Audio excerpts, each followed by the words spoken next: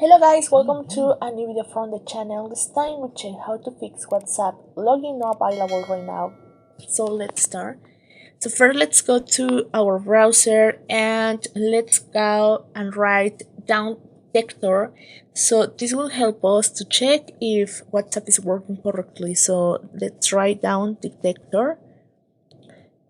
And then when we are here, I just right here if you want to check, for example, WhatsApp. Let's add WhatsApp, and now you can check if it's not working here.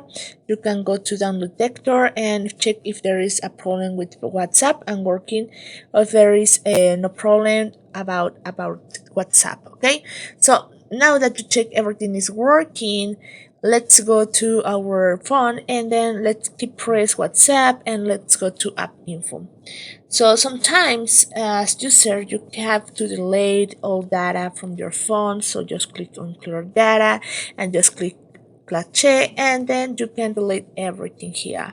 So with this probably you will fix any bug from your WhatsApp.